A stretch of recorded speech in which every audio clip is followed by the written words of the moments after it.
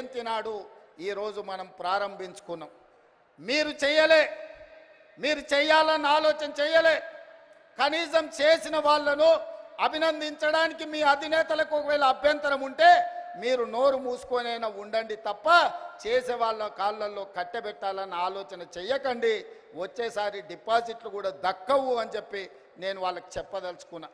అదేవిధంగా మిత్రులారా, ఈ వరంగల్ హైదరాబాద్ ఆనాడు నిజాం రాజులు పాలించినప్పుడు ఈ వరంగల్ సామ్రాజ్యం కాకతీయుల కంచుకోటలు, రాణి రుద్రమ, ప్రతాప రుద్రుడు ఒక పక్కన ఈ దేశానికి ఈ ప్రపంచానికి తలమానికమైన ఒక గొప్ప పరిపాలన అందించి కాకతీయులు కట్టిన గొలుసుకట్టు చెరువులు ఇవాళ ప్రపంచానికి ఆదర్శమైన నగరం.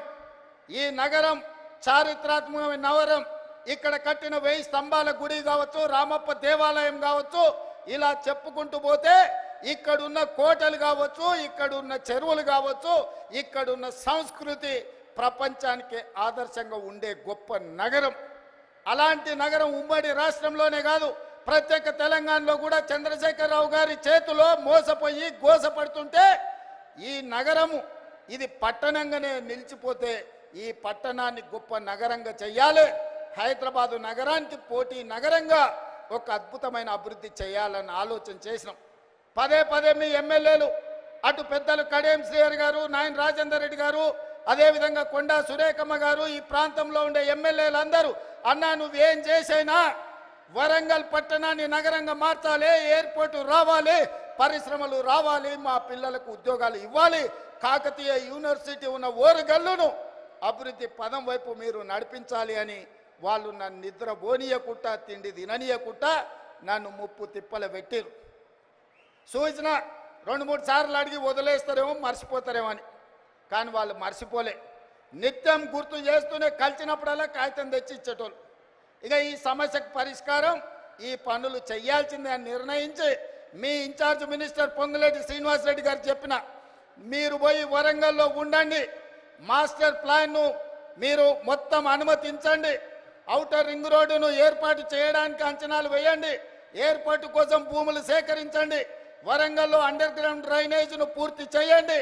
ఎన్ని పనులు చేయాలనో ఈ వరంగల్ పట్టణాన్ని నగరంగా మార్చాలి, హైదరాబాద్తో పోటీ పడాలి, ప్రపంచం దృష్టిలో ఇదొక చారిత్రాత్మకమైన నగరంగా తీర్చిదిద్దాలి అని పొంగులేటి శ్రీనివాసరెడ్డి గారికి ఆదేశాలు ఇస్తే వారు నిద్రపోకుండా రోజుల కొద్ది ఇక్కడ కూర్చొని అధికారులతోని సమీక్షలు చేసి ఇందులో విధానపరమైన నిర్ణయాలు మాత్రమే నేను మా మిత్రుడు బట్టి విక్రమార్క గారు తీసుకున్నాం.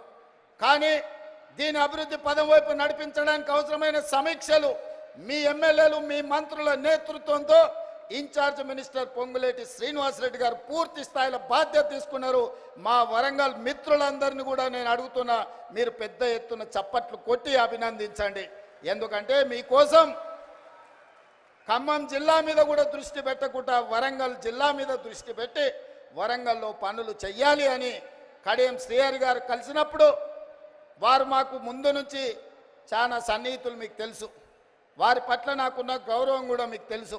వారు నాకు గుర్తు చేసి ఇవన్నీ చేయడం ద్వారా శాశ్వతంగా ప్రజల గుండెల్లో మనం నిలిచిపోతాం. మీ బాధ్యత, నీకు చిన్న వయసులో గొప్ప అవకాశం వచ్చింది, ఆనాడు మాకు అవకాశం వచ్చినా మేము చేయలేకపోయినాం, ఈనాడు మీరు చెయ్యి, మేము అండగా నిలబడతామని కడియం శ్రీహరి గారు నాతో 10 సార్లు మాట్లాడి ఇవాళ 5,500 కోట్లు, దాదాపుగా 6,000 కోట్ల రూపాయలు ఈ వరంగల్ నగరానికి ఇవాళ రాష్ట్ర ప్రభుత్వం మంజూరు చేసిందంటే వాళ్ళందరూ తీవ్రమైన కృషి వల్ల ఈరోజు మీకు దాదాపుగా 6,000 కోట్ల రూపాయలు వచ్చినాయి. అందుకే మిత్రులారా, ఈ వరంగల్ జిల్లా ప్రజలకు, ఈ ఉత్తర తెలంగాణ ప్రజలకు నేను ఒక్క మాట చెప్పదలుచుకున్నా. ఇది 2 శాసనసభ నియోజకవర్గాలకు సంబంధించిన అభివృద్ధి కాదు, మొత్తం ఉత్తర తెలంగాణకు సంబంధించిన ఆదిలాబాద్ కావచ్చు, ఖమ్మం కావచ్చు, కరీంనగర్ కావచ్చు, లేకపోతే వరంగల్ కావచ్చు, సగం నల్గొండ కావచ్చు. ఈ వరంగల్ ప్రాంతమే అత్యంత దగ్గరి ప్రాంతం. ఈడ జాతీయ స్థాయి ఎయిర్పోర్టు రావడం, జాతీయ స్థాయి పరిశ్రమలు రావడం, ఈ నగరంలో అండర్ గ్రౌండ్ డ్రైనేజ్ రావడం, కాకతీయ యూనివర్సిటీని అభివృద్ధి పదం వైపు నడిపిస్తే సగం తెలంగాణ అభివృద్ధి జరిగినట్టే. ఈ వరంగల్ అభివృద్ధి అనేది సగం తెలంగాణకు అభివృద్ధి చేసినట్టే అని భావించి ఈనాడు మా ప్రభుత్వం ఈ పోను మా అధికారులను మా మంత్రులను నిద్రపోనీయనని మీకు నేను మాట ఇస్తున్నా. ఎందుకంటే నేను నిన్న మన మహారాష్ట్ర ఎన్నికల్లో పోయినా, ఎన్నికల్లో ఎక్కడ పోయినా ఎయిర్పోర్ట్లు ఉన్నాయి.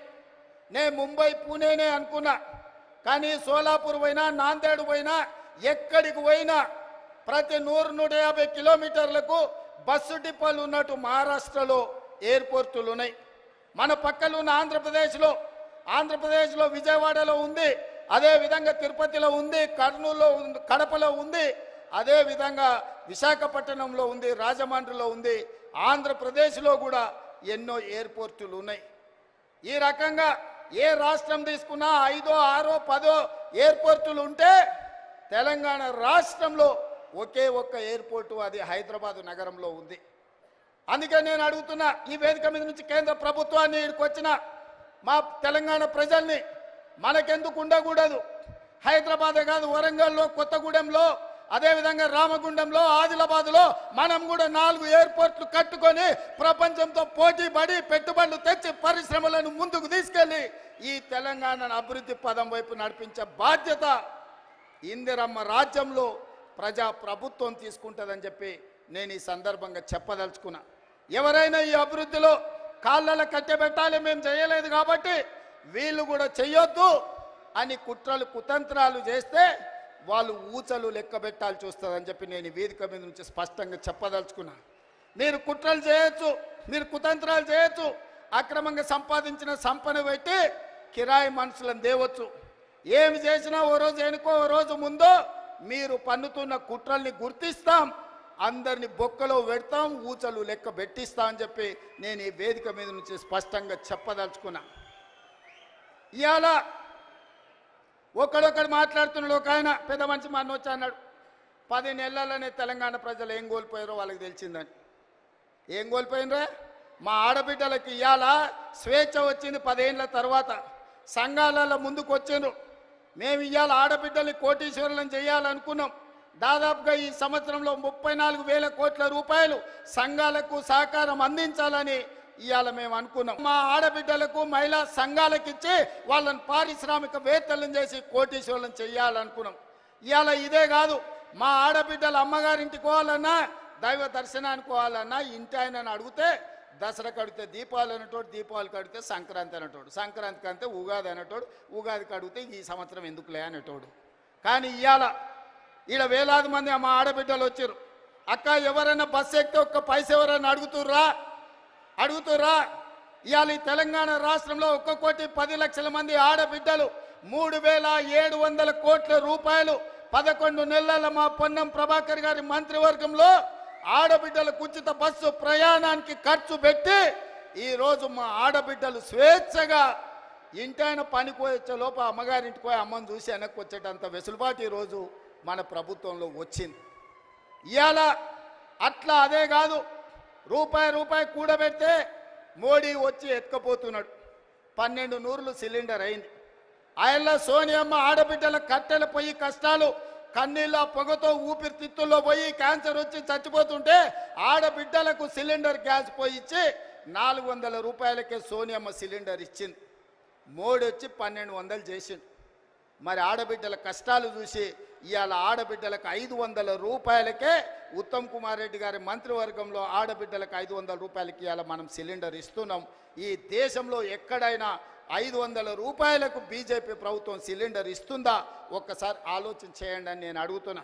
ఇదే కాదు, నేను కానీ బట్టి గారు కానీ పాదయాత్ర చేసేటప్పుడు చాలామంది పేదలు వచ్చి మీరు వ్యవసాయానికి 24 గంటల ఉచిత విద్యుత్ ఇస్తున్నారు, బాగానే ఉంది, కానీ మాకు భూమి లేదు, మేము ఇంట్లో ఫ్యాన్ వేసుకున్నా, ఫ్రిడ్జ్ పెట్టుకున్నా, టీవీ చూసినా మా కరెంటు బిల్లు పేలిపోతుంది, 2,000 కట్టాల్సి వస్తుందని మా దృష్టికి తెచ్చారు. అందుకే ఆలోచన చేసినాం, సోనియమ్మ అనుమతి తీసుకున్నాం.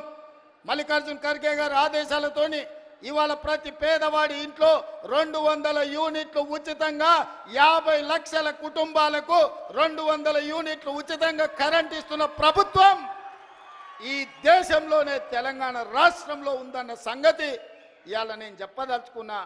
ఆ పైసలు కూడా మా ఆడబిడ్డలకు మిగులుతున్నాయి. మా అక్కలందరూ